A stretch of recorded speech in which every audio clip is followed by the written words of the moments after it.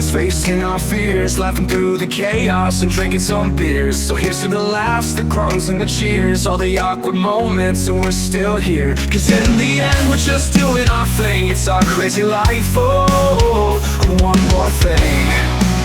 Oh, one more thing. Oh! Welcome to Oh and One More Thing, a podcast where two longtime friends try to figure out what the heck is going on with this crazy thing called middle age. It's a mix of stories of how we navigate our lives and maybe some questionable advice. Some days we're wise, other days we're just trying to remember where the heck we left our phone. So join us as we laugh, groan, and maybe even learn a little something about surviving in the second half of life. Oh, and one more thing.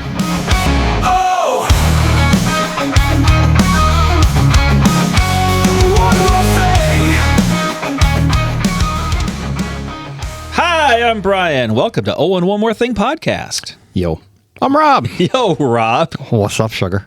Oh, just over here trying to make it happen one day at a time. Fake it till you make it, buddy. That's Fake right. it till you make it. That's cool. Hey, did you ever watch Scooby-Doo as a kid? All the time. Right? I love Scooby-Doo. So do I. You know my favorite episode is the one where they're being chased by a ghost the whole episode? Isn't that every episode? Well, yeah, but then they realized at the end it was just some bad guy with a mask on. And the bad guy always goes, "You darn meddling kids." Yeah, that was every episode. That one's the best. Hey, remember back in the day that TV only had a handful of channels? Yeah. Yeah, now we have hundreds. And like we still say there's nothing on it.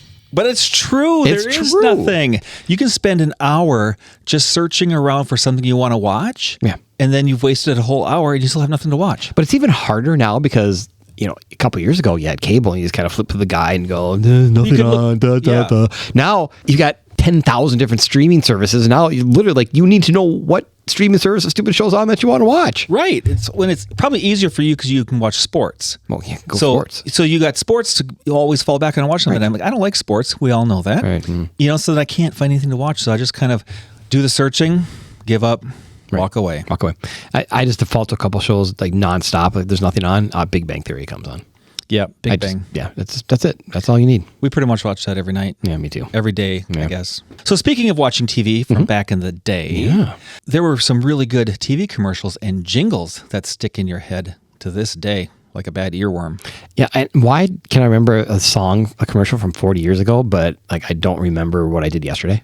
I don't think that's necessarily your memory, but your old age. I think it is. Because, before TikTok, we had TV jingles. So, I think today Yeah. is a good time to talk about commercials.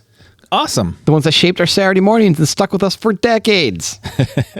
So to all those middle-aged people out there, if you can't remember why you walked into the room, but you can remember these jingles, you are our people. Oh, absolutely. And warning, earworms may result from this tour down memory lane.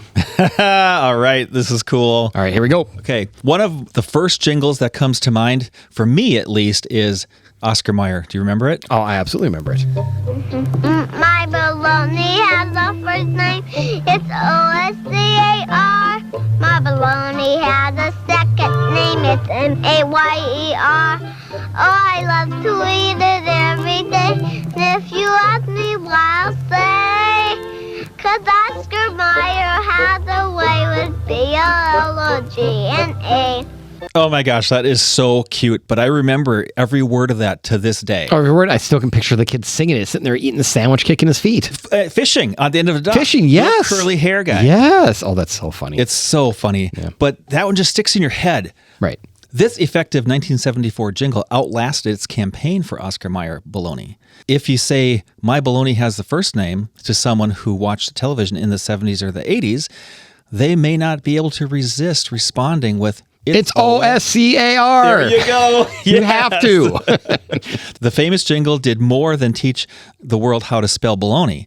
It made Oscar Mayer the first name American consumers associated with the lunch meat for decades. B-O-L-O-G-N-A. So I always have a question. Yeah. If it's B-O-L-O-G-N-A, why do we say bologna? It's Bologna. It looks like bologna. Right? It's funny. We'll still go to the deli and every once in a while we'll get ham and turkey and I'll say, give me half a pound of bologna. And I always get confused when they don't go grab the Oscar Mayer package and start slicing it. It's like That's what you're expecting. It's Oscar Mayer. It's like black label bologna. I'm like, oh, this is like good. Oh, but that's one of my favorites. Yeah, I think that's good. How about this one? I don't want to grow up. I'm a Toys R Us kid. That's awesome. That's all I know. remember. You don't remember the rest of it? I if you sang it to me. I don't want to grow up. I'm a Toys R Us kid. They got a million toys at Toys R Us that I can play with. Okay, it's all coming back now. Yep, that's all that With works. that really tall giraffe. Yep. The commercial was at the end. They were walking down the street at the sunset holding the little kid's hand. Yeah. You know, the commercial debuted back in 1982 and featured the jingles sung by children. Yeah. The commercial, which became a staple for the brand, featured variations and updates over the years, but couldn't stop the company from filing Chapter 13 and closing all of its stores in 2018. I know. I can't believe that was 7 years ago, 2018. You know they're back, right? Toys R Us is back? Yes. No, I did not know that. They're an online retailer now. Obviously, I would have written that in here if I knew that. Right? Yeah, they're an online retailer, and they are looking at opening up a couple of brick and mortar stores again for the holidays. That's crazy. Right? I just remember always the Toys R Us on 494 and Penn, and it was always right there, visual. You can see it the whole time, drive by it, and, empty. Yeah. I used to go there when I couldn't find my Nintendo games anywhere else. I go to Toys R Us because they had them in stock. They always had them. Yeah, they cost more than anywhere else, but they had them in stock. Yeah? Yeah. You video kid, you. I know, right? Okay, here's another good one. All right. Give me a break. Give me a break. Can you name the product? Break me off a piece of that Kit Kat bar. Of course. Of course. Kit Kat bar. 1, 2, 1, 2, 3, 4. Give me a break, give me a break. Break me off a piece of that Kit Kat bar. Give me a break, give me a break. Break me off a piece of that Kit Kat bar. That chocolate crispy taste is gonna make your day. And wherever you go, you hear the people say, Give me a break, give me a break. Break me off a piece of that. Break me off a piece of that. Break me off a piece of that Kit Kat bar. Oh my God, did you hear all the hip hop in that? It was amazing, right? It was like killer 80s hip hop. Right? And I didn't realize there were words besides give me a break, cut me Yeah. a piece of that Kit Kat bar. There's like one line of actual chorus, and then they go back to it again. If you watch the commercial, I mean, they are doing breakdancing and they're doing all kinds of fun things. It's really, really Right? cool. Oh, that is so funny. That's probably my wife's favorite candy bar. Totally mine. Oh, yeah? Totally my favorite candy bar. Yeah. The catchy slogan, also known as the Gimme a Break jingle, has been the official slogan for Kit Kat in the U.S. since 1986 and is a well-known part of American culture. The slogan suggests a dual meaning for break as a pause from the work and the literal break of the chocolate bar itself.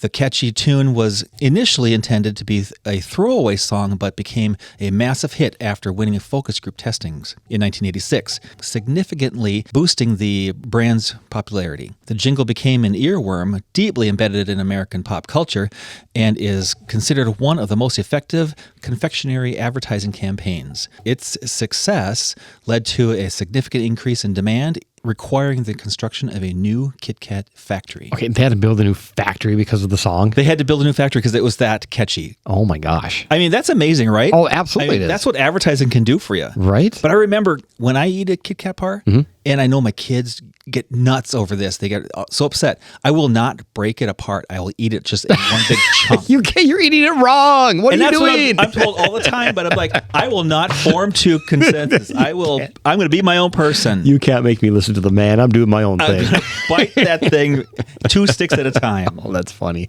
That's kind of the fun part, though, is you break it apart. No?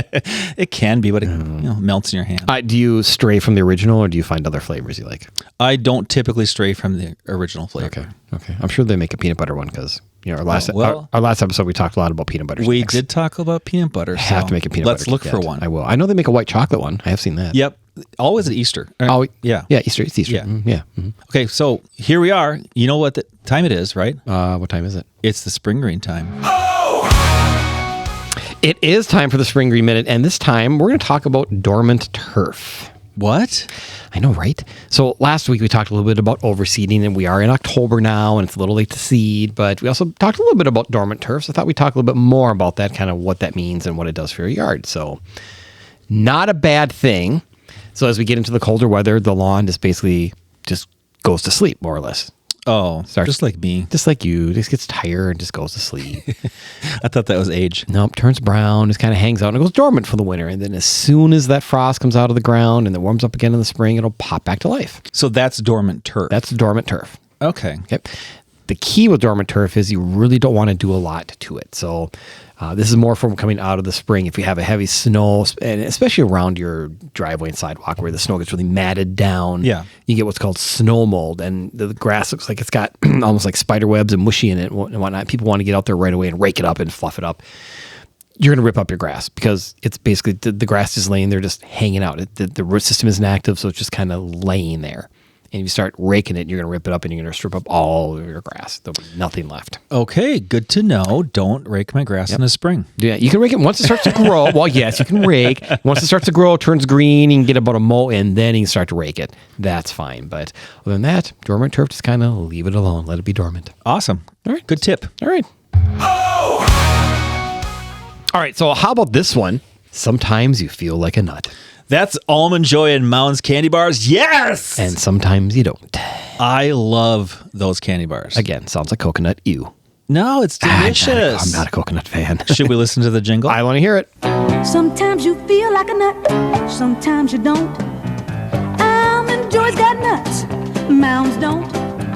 Almond Joy's got real milk chocolate, coconut and munchy nuts too.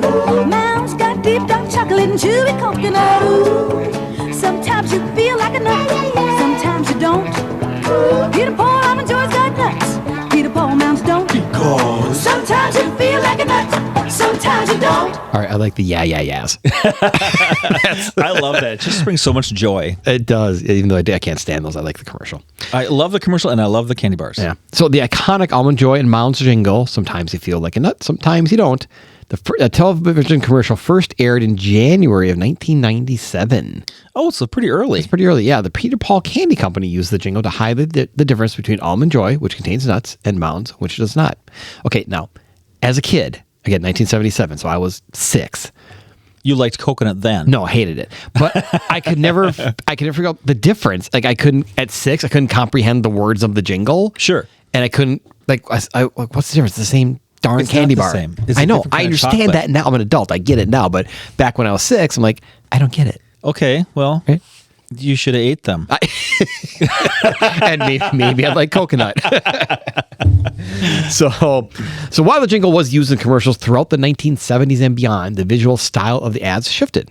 By 2010, the commercials began showcasing palm trees, coconuts, and tropical settings, moving away from the earlier nutty behavior concept. So yeah, if you do watch that old one, like online, go on YouTube, Yeah. they're like wackadoos. They're wackadoos. They're dancing on the ceiling. Yeah. They're like there's a weightlifter that's lifting up, I think, people. I don't know. It's really weird. Yeah, that's odd. It's very funny. I like the commercial. And I remember it playing on TV when I was young. Oh yeah, all the time. Yeah. Yeah. It's amazing to me though how these commercials, they're just so embedded in our memories. I mean, they're a part of our life. Right. I mean, back then when you had 4 channels, you didn't have the DVR. You didn't skip through everything. Like you sat there and watched the stupid commercials if you weren't going to the bathroom or getting a snack. Right. You had to. I mean, You you had to. couldn't pause or go through them. Yeah. And there weren't that many national commercials. There were just a handful. So they played the same ones over and over and over. Well, I don't think that's any different than today about playing the same commercial over and over, especially in a streaming service. That's when true. they would pay for one commercial and you see it Yeah. 3 times in a row. Yeah. I mean, come on. Where's the variety? Yeah, that's a little different. But It's a little different. I know little I'm different. going out on a limb. going on a tangent, but yes. Yeah. But I agree. Yeah. How about an old one? Here's a really old one for you. Aren't these all old? Okay, so older, like from the 50s. Oh, okay. How about plop, plop, fizz, fizz? Oh, what a relief. Do you know what product it is? I do. That is Alka-Seltzer. Awesome. Very good. Something I still use to this day every once in a while. Oh, what a relief it is. Fast, fast, fast. Oh, I forgot the fast part. Was the new iteration of the later times. When it first came out in the 50s, it was different. Okay. This is an interesting one. It's, of course, from our childhood, but the jingle dates back to 1950. Okay. And for those of us middle-aged, the Alka-Seltzer Plop Plop Fizz Fizz TV commercial from the 1970s is what we recognize as one of the most iconic advertisements in American pop culture history. Isn't this the one with the older guy like in bed and just like Right. and laying there and he takes the glasses, plop plop. Yeah. Yeah. Okay. But when it was created first in the 50s, it was a little character guy who actually had an Alka-Seltzer hat. Oh. It's more of like a puppeteer type of thing. Okay. Kind of creepy. Yeah. But if you go to YouTube, you can find him, and it's kind of, he sings in a little high, little screechy voice, plop, plop, fizz, fizz. Okay. You know? Okay. Yeah. And then the other ones was more about what you ate Okay. that night, and you needed the Alka-Seltzer to feel better. Okay. I think in the 50s didn't they have a lot more mascots because I picture like any ads from them, they always had to advertise in the middle of game shows. Yes. So they had to have some sort of mascot or icon. Advertiser paid for the game. Yeah, exactly. That whole half hour, they had the little thing on their counter, on the host counter. That's cool. I want one of those little Yeah, guys. right. It was cute. But the stick to your brain jingle and instructive visuals have become ingrained in popular culture. Memorable images of 2 round white tablets dropping into a glass of water and fizzing up set the stage for an amazing sales increase in Alka-Seltzer tablets. Do you remember the most famous Alka-Seltzer promo? What is it, Rob? David Letterman made a suit of Alka-Seltzer tablets No. and jumped into a tank on Did he on really? a show on Late Night. I didn't see that. You never saw that? No, Okay. I'm totally looking that up. Okay, that's something else you can look up on YouTube. Yeah, he made an Alka-Seltzer suit and jumped into a vat of water on his original NBC Late Night show. Sure, from way back. Yeah, Yes. got it. And it was stupid. It's stupid tricks. But it's totally what you should do. But it was hilarious. Yeah. They do that stuff now all the time of like Mentos. right. Right, exactly. How about I'm stuck on Band-Aid brand because Band-Aid stuck on me. I love that. Right? I still remember that one too. Another iconic jingle. All right. Again, here we are. Yep. So, fun fact, the jingle was actually written by Barry Manilow in 1971. It was Really? not. Okay, well, first of all, did you do the research? Okay, so it was. All right, so Barry Manilow in 71, along with... Plus, remember, Yeah, I believe everything I read on the internet. it's true. Yes. Yeah, if it's online, it is. And everyone listening to this should just believe me. Absolutely. Along with lyricist Donald B. Wood, and it debuted in a commercial featuring John Travolta and Terry Garr. I did not know that either. Well, that's what YouTube said. Yeah, okay. I'm going to do some research after this. And was part of a successful advertising campaign that won a Clio Award. And the Clio is the annual award that recognizes innovation and creative excellence in advertising, design, and communication. It's the Emmy and the Oscar of the advertising world. That is correct, actually. Yes. See? I do know things. You do know things. Yeah. I am stuck on Band-Aid brands with Band-Aid stuck on me. All right, do you remember this one? Now, this might be a little harder. I'd like to teach the world to sing in perfect harmony.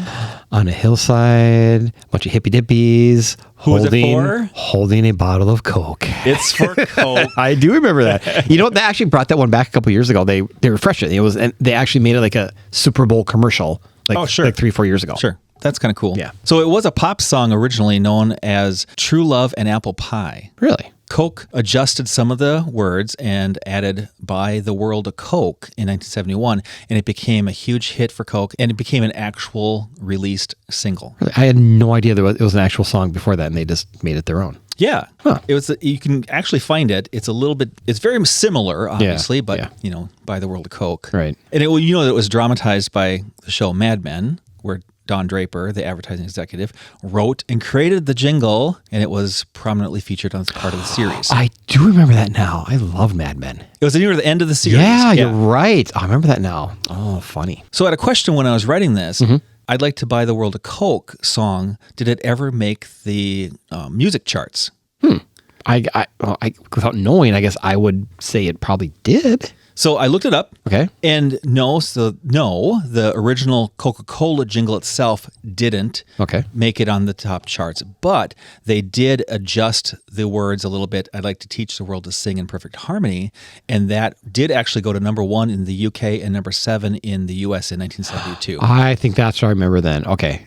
Now it makes sense. Okay. Gotcha. The song's popularity grew after the popular TV commercial, so leading to the development of the full-length song, which was recorded by the Hillside Singers and the New Seekers, with the New Seekers version becoming the massive hit. Okay. I get that. That's kind of the same thing as like the Friends jingle. Right. Like they wrote just a jingle, but then they actually released it as a They full released song. it as an actual song, and who is it by? Trivia. It's the Rembrandts. That's right. Oh my gosh. Take flashbacks to our trivia episode where I suck. Okay, but you know... but wait. Who won that trivia contest? Yeah, you did whatever. So here's my issue, and I realized this after the fact. I've had this conversation multiple times since then because it grinds on me that I lost that to you. I'm so good at bar trivia because I have multiple choice options. So that's what we should have done. Yes. So We should have added multiple choice, and I didn't think of it. Obviously, you didn't help me. I didn't either. So I'm helping you after the fact. Yeah. Okay, so we will do another trivia podcast, I promise, and we'll do a little bit better this time. Yeah, Maybe we'll have more people on. Ooh, that'd be nice. Maybe we can find a host. Oh, make it our wives. Oh my gosh, wouldn't that be fun? Yeah, they could host us and we could have a buzz-in buzzer. Yeah. I like this idea. All right. So, honey, I'm committing you now. You're going to be on a podcast, like it or not. Next year. Next year. All right. Okay.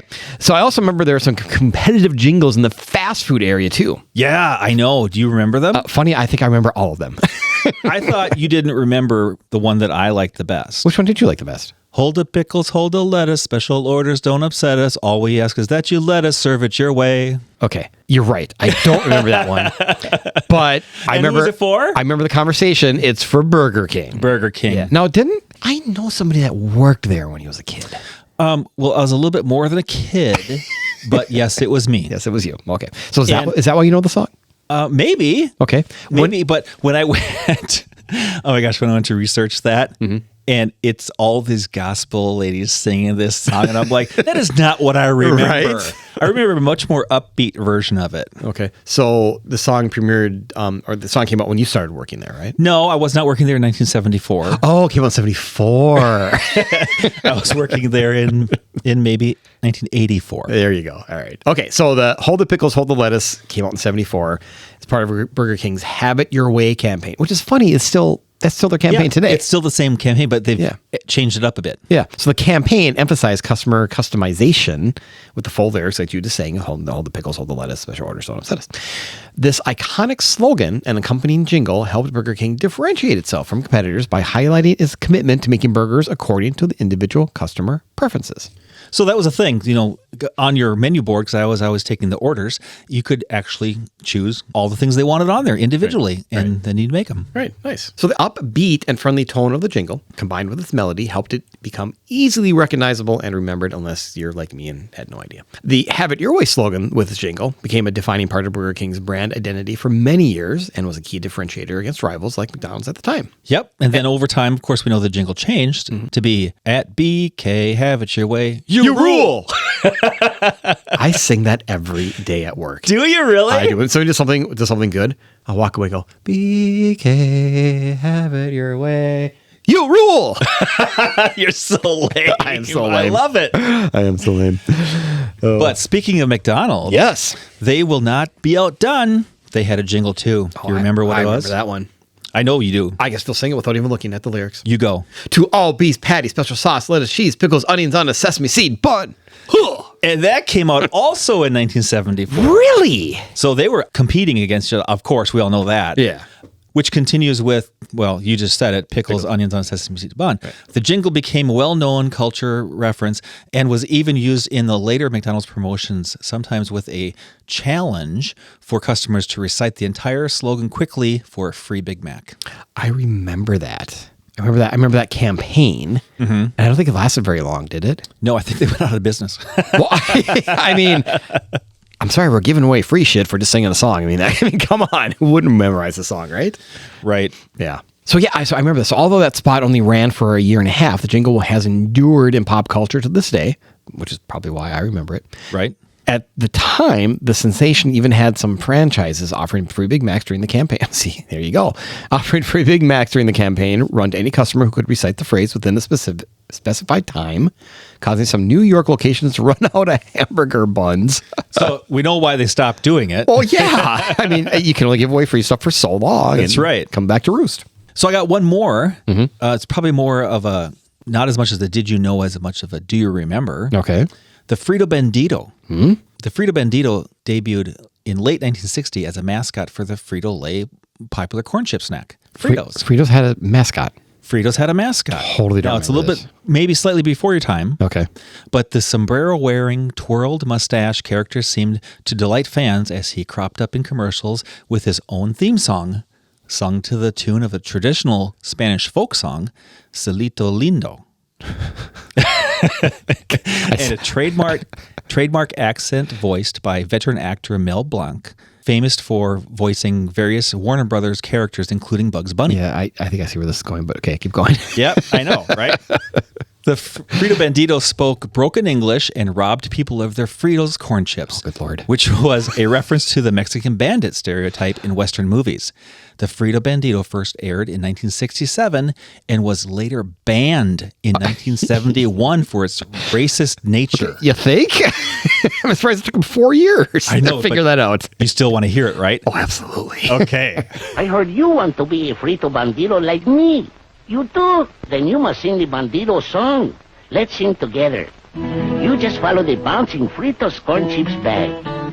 Ay, ay, ay, ay. I am the Frito Bandito. Hey, I like Fritos corn chips. I love them, I do. I want Fritos corn chips. I'll get them from you. Ay, ay, ay, ay. Oh, I am the Frito Bandito. Give me Fritos corn chips and I'll be your friend. The Frito Bandito, you must not offend. Now, boys and girls, you are Frito Banditos too. You sing the Frito Bandito song and you loco for crunchy Fritos corn chips. That's nice. Munch, munch, munchy bunchy Fritos corn chips. Oh my gosh, is that ever racist? I see why I got banned. I cannot believe that made it to the air. Even in the late 60s. I mean, that's unbelievable. I can believe why it made it on the air. I mean, it's a cute little character. Sure. And the voice, just hearing it, that's Mel Blanc, where he's Bugs Bunny. But that's Speedy Gonzalez. Like that, if you go watch a Speedy Gonzalez cartoon, that's I never him. even thought about that. Speedy Gonzalez. Yes. That's exactly the same voice. Exactly who it is. Oh, I love it more. Oh my gosh. However, I still like to sing the song every time I eat Fritos. I'll start singing, ay, ay, ay, ay, I'm a Frito Bandito. Not a racist. Not a racist.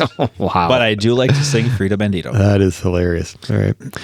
So a couple more. Not going to go into big detail on, but I think there's a couple more that everybody would know as soon as you sing them. Yeah. $5 $5 foot long.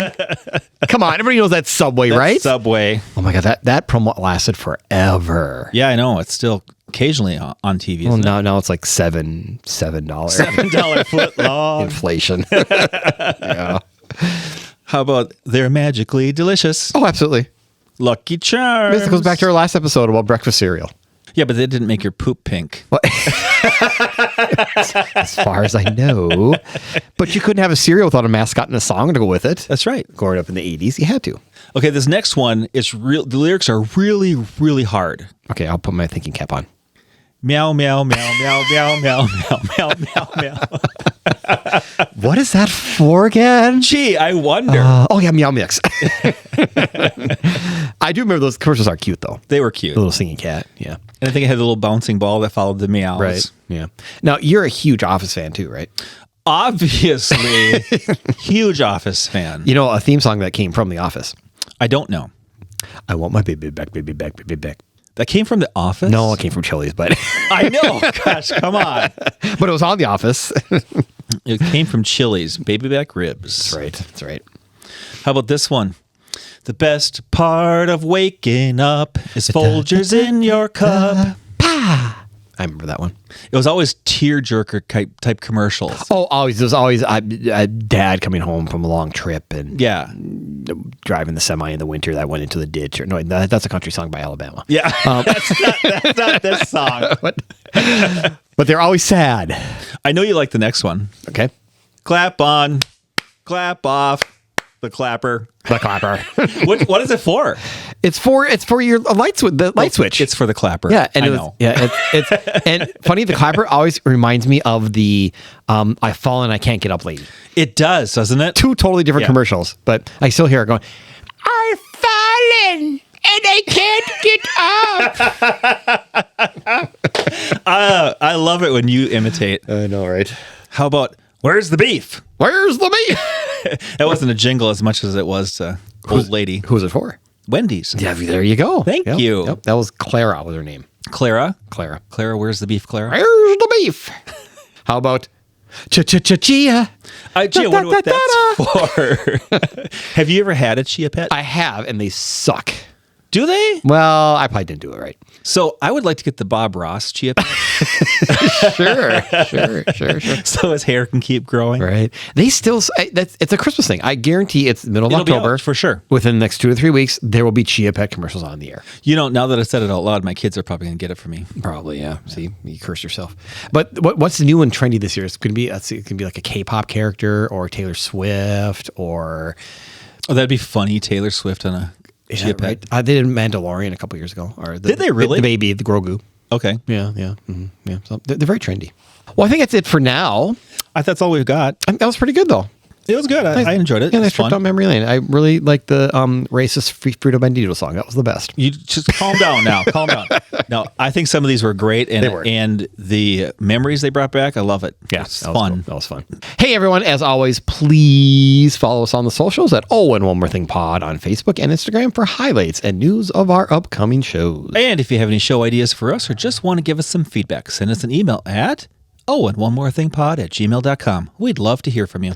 Plus, hey, if you haven't heard, we have merch. We do have a few t-shirts. Yeah, t-shirts caps. and hats. So check them out. Send us an email. We'll hook you up. Oh, and one more thing. From the catchy tunes stuck in our heads to the slogans we'll never forget, TV jingles aren't just ads, they're time machines. And whether we love them or got sick of humming them, they're proof that a good jingle lasts a lifetime. Yes, it does. Bye, everyone. Bye.